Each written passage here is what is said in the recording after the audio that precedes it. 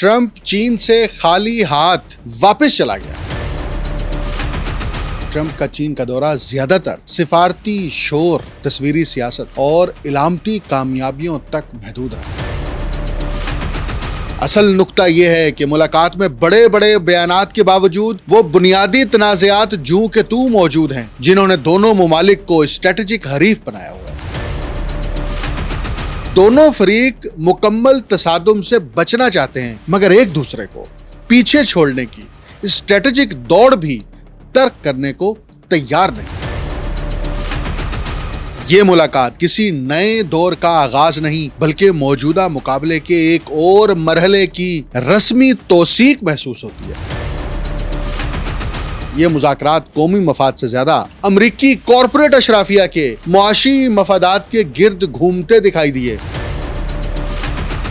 China ने अपने बहुत सारे ऐसे हथियार जो अमेरिका के खिलाफ तैयार किए गए थे, उनका इस्तेमाल किया है।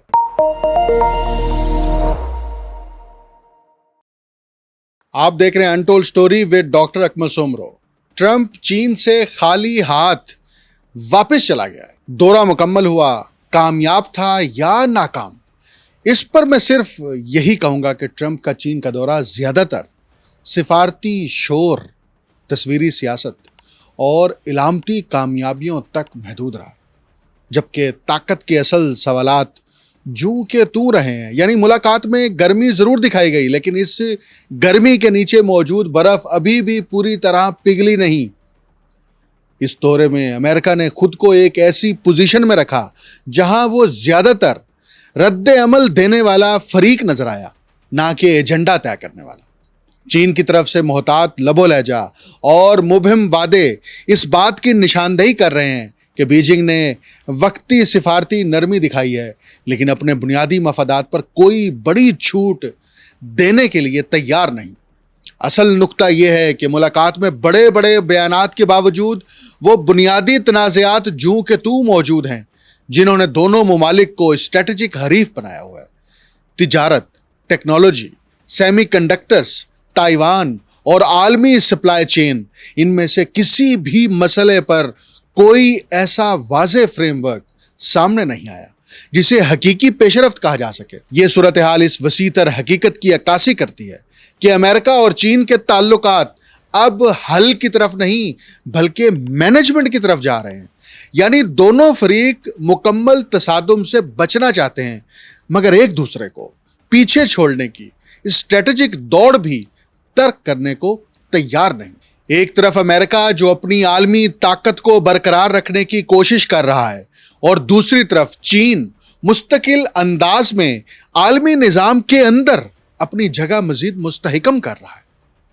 यह मुलाकात किसी नए दौर का आगाज नहीं, बल्कि मौजूदा मुकाबले के एक और मरहले की रस्मी तौसीक महसूस होती है। ट्रंप का अगर यह दौरा मुकम्मल तौर पर कामयाब होता या जुज़वी तौर पर भी कामयाब होता, तो यकीनन चीन की जानिब से ऐलानात किए जाते या दोनों मुमालिक के दरमियान कोई ना कोई मफाहमत की यादाश्त या मुआहदे के ऊपर दस्तखत होते।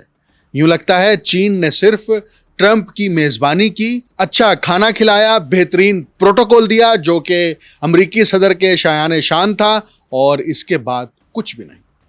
दुनिया को अब यह बिल्कुल क्लियर हो जाना चाहिए कि दुनिया अब सिर्फ यूनिपोलर नहीं रही, बल्कि बाईपोलर की तरफ जा चुकी है। दुनिया में अब सिर्फ अमेरिका ताकत नहीं है, चीन भी दुनिया की दूसरी बड़ी ताकत बन चुका है। इन दो ताकतों के सदूर की बीजिंग में मुलाकात पर पूरी दुनिया का फोकस रहा है।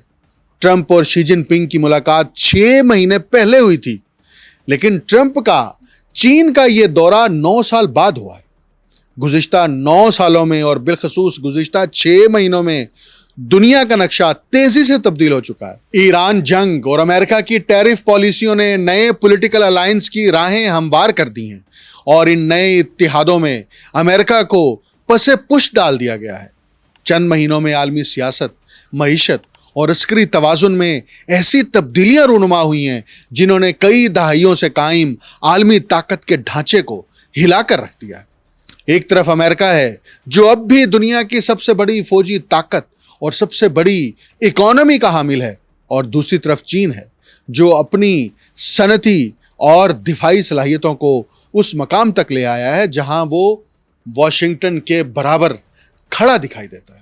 اور ہمیں اس پوری ملاقات میں یہ بار بار جھلک دکھائی دی. جو ٹرمپ کی باڈی لینگویج تھی وہ بالکل متاثر کن نہیں تھی بلکہ وہ مغلوب تھی, اور اس کے اوپر شی جن پنگ کا ہمیں ڈومیننس نظر آتا ہے. حالانکہ ٹرمپ جب دنیا کے مختلف ریاستوں کے سربراہان سے ملتے ہیں تو ان کی باڈی لینگویج اگریسو ہوتی ہے, ڈومیننٹ ہوتی ہے. لیکن آپ دیکھ لیں کہ ٹرمپ کو جب گارڈ آف آنر پیش کیا جا رہا تھا اس وقت استقبال سے لے کر میٹنگ کے دوران اور باہمی گفتگو کے دوران ہمیں ٹرمپ مغلوب دکھائی دے رہے ہیں.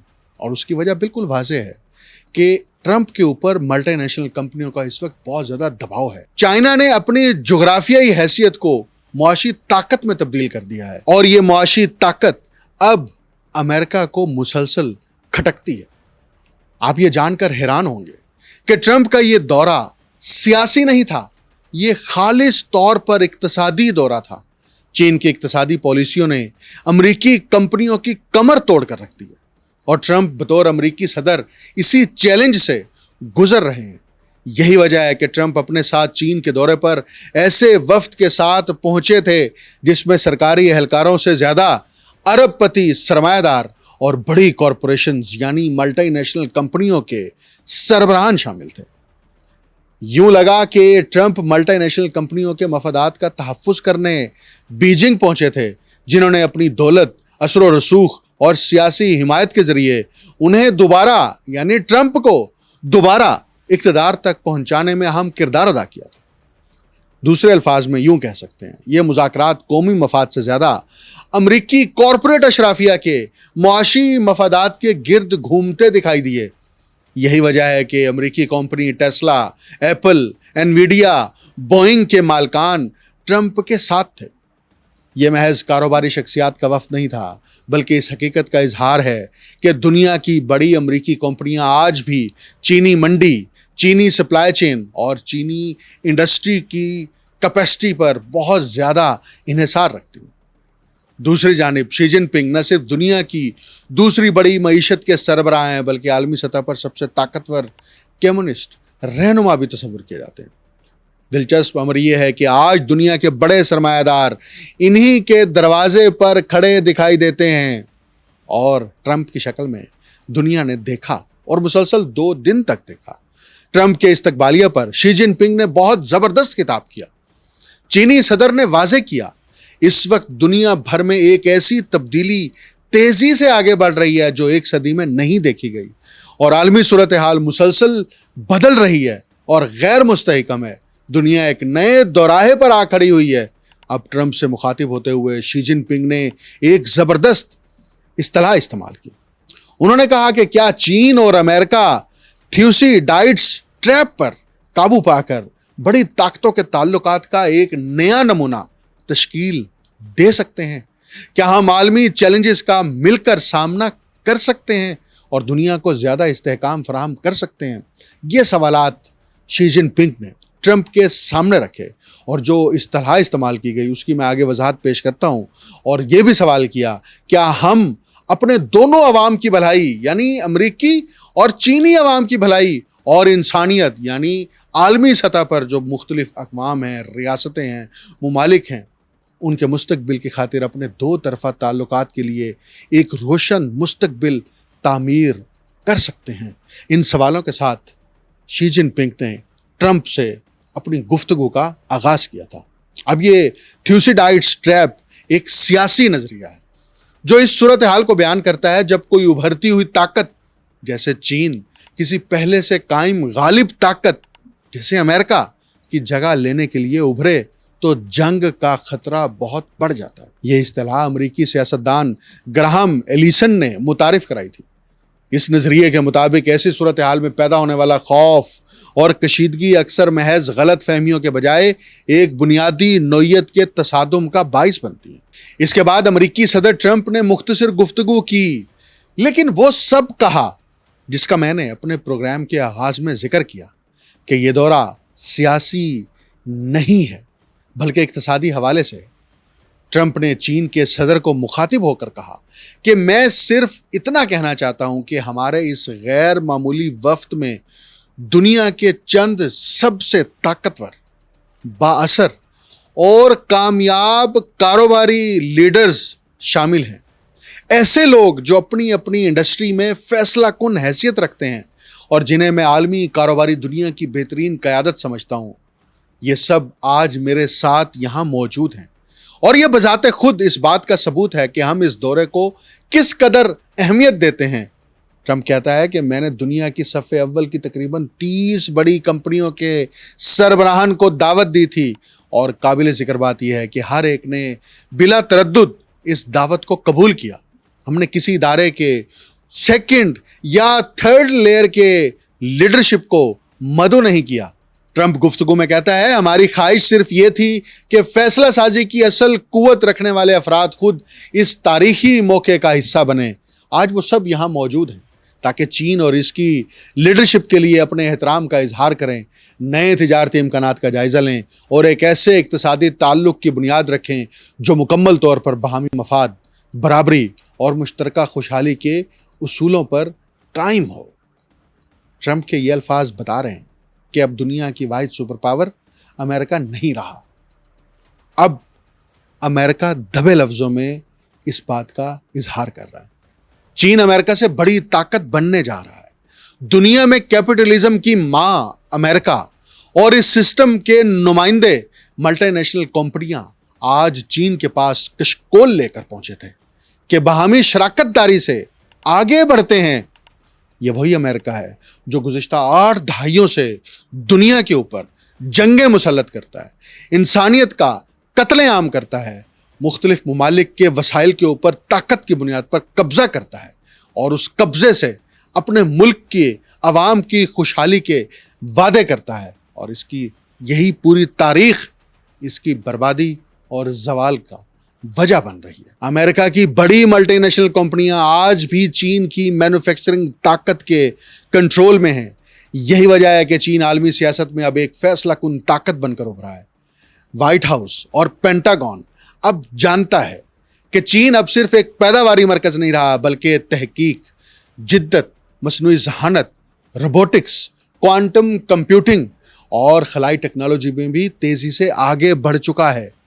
عالمی سطح پر سب سے زیادہ پیٹنٹس چین میں رجسٹرڈ ہو رہے ہیں، اور امریکہ کے لیے بہت بڑی تشویشناک بات ہے، کیونکہ جب کوئی ملک پیٹنٹ رجسٹرڈ کرتا ہے تو عالمی قوانین کے تحت اس ملک میں انوویشن ہو رہی ہے، اور انوویشن، نئے علم کی تخلیق، یہ کسی بھی قوم کی معاشی، سیاسی اور اقتصادی ترقی کی بنیاد ہوتا ہے۔ ان پیٹنٹس میں مصنوعی ذہانت سے متعلق ایسی انوویشن بھی شامل ہیں جس کا براہ راست اثر گلوبل اکانومی پر ہوگا۔ آپ کو یاد ہوگا چین دنیا بھر میں اس حوالے سے مشہور رہا ہے کہ یہاں پر سستی کاپیز یعنی نقل اور کم لاگت مینوفیکچرنگ ہوتی ہے، اور یہ اپنی کوئی انوویشن نہیں کر سکتے۔ لیکن آج نئی ٹیکنالوجیز کے میدان میں مغربی برتری کو چین نے چیلنج کر دیا ہے۔ عسکری میدان میں بھی چین کی پیش رفت غیر معمولی ہے۔ گزشتہ 1 دہائی میں اس نے جدید میزائل سسٹمز، ہائپرسونک ہتھیار اور آبدوزیں، مصنوعی ذہانت سے چلنے والے ڈرون اور جدید جنگی طیارے اپنے فلیٹ کے اندر شامل کر لیے ہیں، اور یہ ساری مینوفیکچرنگ چائنا کے اندر ہو رہی ہے، اور چائنا اپنی ٹیکنالوجی سے یہ مینوفیکچرنگ کر رہا ہے۔ اور یہی سب سے بڑا خطرہ امریکہ اور یورپ اور ان ملٹی نیشنل کمپنیوں کے اوپر ہے جو گزشتہ 8 دہائیوں سے دنیا کے اوپر حکمرانی کر رہی تھی۔ اب چین اپنی دفاعی صلاحیتوں کو صرف خفیہ منصوبوں تک محدود رکھنے کے بجائے عالمی سطح پر نمایاں انداز میں بھی پیش کر رہا ہے۔ اس کے ساتھ ساتھ چین اپنی دفاعی مصنوعات کو بین الاقوامی منڈی میں فروخت کرنے کے لیے انہیں عملی تنازعات میں آزمودہ ہتھیار کے طور پر بھی متعارف کرا رہا ہے۔ یہ کہا گیا ہے خفیہ طور پر کہ ایران جنگ کے دوران چائنا نے اپنے بہت سارے ایسے ہتھیار جو امریکہ کے خلاف تیار کیے گئے تھے ان کا استعمال کیا ہے۔ اگرچہ چین نے امریکہ کو رام کرنے کے لیے یہ بیان دیا ہے صرف، اور اس کا اظہار بھی خود امریکی صدر ٹرمپ نے کیا ہے، چین نے سرکاری طور پر نہیں کیا، بلکہ چین تو پہلے کہتا رہا ہے کہ ہم جنگ کے حامی نہیں ہیں. لیکن ٹرمپ کا یہ کہنا کہ چین ایران کو کسی بھی قسم کے ہتھیار فراہم نہیں کرے گا، یہ صرف محض دھوکہ ہے، اپنے آپ کو دھوکہ ہے، امریکی عوام کو دھوکہ ہے، یا اپنی جنگ کی شکست کو قبول نہ کرنے کا اظہار ہے. چائنا اپنے تمام لیٹسٹ ویپنز اس جنگ میں ٹیسٹ کر چکا ہے. یہی وجہ ہے کہ ہم نے دیکھا کہ امریکی جہاز گر رہے ہیں، اسرائیل کے اوپر ایگزیکٹ ٹھکانوں کے اوپر حملے ہو رہے ہیں، مشرق وسطیٰ کے اندر امریکی فوجی اڈوں کے اوپر بالکل ایکوریسی کے ساتھ اٹیک ہو رہے ہیں. بہرحال یہ ایک الگ بات ہے جس کا تعلق براہ راست اس دورے کے ساتھ نہیں ہے، لیکن میں نے ضمناً اس کا ذکر کر دیا. معاشی محاذ پر اگر دیکھا جائے تو امریکہ اب بھی مجموعی قومی پیداوار کے لحاظ سے دنیا کی سب سے بڑی معیشت ہے، اس کا انکار نہیں ہے. لیکن چین کی ترقی کی رفتار کہیں زیادہ تیز ہے. مینوفیکچرنگ کے شعبے میں چین کی حیثیت تقریباً ناقابل مقابلہ بن چکی ہے. الیکٹرانکس، گاڑیاں، medicine, steel, solar panels, electric گاڑیاں، ان کی بیٹریاں اور جدید صنعتی آلات، تقریباً ہر اہم شعبے میں چین کا کردار مرکزی بن چکا ہے. یہی وجہ ہے کہ آج جب ڈائیلاگ کی ٹیبل پر چین بیٹھتا ہے تو وہ پہلے سے کہیں زیادہ بااعتماد ہوتا ہے. امریکہ اب بھی عسکری اتحادوں، عالمی فوجی اڈوں اور مالیاتی سسٹم کی وجہ سے بے پناہ طاقت رکھتا ہے، لیکن چین نے صنعتی خود کفالت، ٹیکنیکل انوویشن، خام مال پر کنٹرول اور سفارتی سطح پر ایسی بنیادیں قائم کر لی ہیں جو اسے ایک مکمل عالمی طاقت میں تبدیل کر رہے ہیں. اسی پس منظر میں بیجنگ میں ہونے والی یہ ملاقات محض دو صدور کی ملاقات نہیں تھی، بلکہ ایک ایسے تاریخی لمحے کی علامت تھی جس میں دنیا یہ جان چکی ہے بلکہ جاننے کی کوشش کر رہی تھی کہ 21ویں صدی کی لیڈرشپ یعنی قیادت کس کے ہاتھ میں جائے گی. ٹیکنالوجی، معیشت، مینوفیکچرنگ اور دفاعی طاقت کے موجودہ رجحانات اس بات کی نشاندہی کرتے ہیں کہ عالمی سسٹم ایک تدریجی مگر بہت گہرے تغیر سے گزر رہا ہے. اگر یہ رفتار برقرار رہی تو آنے والے برسوں میں دنیا ایک ایسے نئے توازن قوت کی گواہ بن سکتی ہے جس میں واشنگٹن کی یونی پولر بالادستی کی جگہ بیجنگ ایک مرکزی اور فیصلہ کن کردار ادا کرے گا. امریکہ اور چین کی رقابت صرف تجارتی محصولات یا ٹیکنالوجی تک محدود نہیں رہی. گزشتہ 1.5 دہائی کے دوران چین نے BRI کے ذریعے ایشیا، افریقہ، لاطینی امریکہ اور مشرق وسطیٰ میں اپنے اثر و رسوخ کا ایک بڑا جال یعنی نیٹ ورک بچھایا. 150 سے زیادہ ممالک اس منصوبے کے مختلف حصوں سے منسلک ہیں. کہیں بندرگاہیں تعمیر کی گئیں، کہیں ریلوے لائنز بچھائی گئیں، کہیں معدنی وسائل کے حقوق حاصل کیے گئے اور کہیں بڑے پیمانے پر قرض اور سرمایہ کاری فراہم کی گئی. نتیجتاً چین نے عالمی جنوب میں اپنے لیے ایسے سیاسی اور معاشی شراکت دار پیدا کر لیے ہیں جو اسے محض ایک تجارتی طاقت نہیں بلکہ قابل اعتماد ترقیاتی شراکت دار کے طور پر دیکھتے ہیں. امریکہ کے پاس صرف ایک ہی ہتھیار رہا ہے کہ اسلحہ بیچو، اور دنیا میں اسلحے کی صنعت کی بنیاد کے اوپر امریکہ نے اپنی بالادستی قائم کی. اور دوسری وجہ وہ سلیکان ویلی ہے جہاں دنیا بھر سے بڑے ذہین ترین دماغ وہاں پر جمع ہوتے ہیں، اور اس سلیکان ویلی کے اندر نئی انوویشنز ہوتی ہیں، اور پھر یہ ملٹی نیشنل کمپنیاں انوویشن کرنے والے کوئی ایک شخص یا چھوٹے سے گروپ کو مالی مدد فراہم کرتی ہیں، اور پھر اسٹارٹ اپس کے ذریعے سے اپنے پروجیکٹس کو آگے بڑھاتی ہیں، اور پھر بڑے اسکیل کے اوپر کمرشلائزیشن کر کے دنیا کو وہ بھاری منافع کے اوپر فروخت کیا جاتا ہے. لیکن چین نے ایک بالکل نیا اور منفرد اور مختلف نظریہ اپنایا کہ صرف چین کی ترقی نہیں بلکہ چین سے وابستہ ممالک کی بھی ترقی ہوگی. اگرچہ امریکہ کے پاس اب بھی نیٹو، آکوس، G7 جیسے اتحادیوں کا ایک بڑا نیٹ ورک موجود ہے. امریکی ڈالر بدستور عالمی مالیاتی سسٹم کی بنیاد ہے، جبکہ جدید سیمی کنڈکٹرز ڈیزائن اور اعلیٰ درجے کی ٹیکنالوجی میں امریکہ اور اس کے شراکت دار اب بھی اہم برتری رکھتے ہیں. چین نے صرف 3 سے 4 دہائیوں میں ایک نسبتاً پسماندہ معیشت سے اٹھ کر خود کو عالمی طاقت کے درجے تک پہنچا دیا ہے. مینوفیکچرنگ، تجارت، قابل تجدید توانائی، مصنوعی ذہانت، نایاب معدنیات اور دفاعی جدید کاری کے میدان میں چین کی پیش رفت نے طاقت کے عالمی توازن کو بنیادی طور پر تبدیل کر دیا ہے. ٹرمپ چین کا دورہ مکمل کر کے واپس جا چکے ہیں، لیکن شروع میں نے کہا تھا کہ وہ خالی ہاتھ گئے ہیں. اگرچہ وہ 12 بڑی ملٹی نیشنل کمپنیوں کے تحفظات اور مفادات کو یقینی بنانے کے لیے اپنے ساتھ لائے تھے، لیکن چین نے کسی کمپنی کے ساتھ کوئی بڑی ڈیل نہیں کی، حتیٰ کہ ڈیل کی طرف آگے بھی نہیں بڑھے، اور یہی چین کی فتح ہے اور امریکہ کی بڑی شکست ہے۔ مجھے ڈاکٹر اکمل سومرو کو اجازت دیجیے۔ اللہ حافظ۔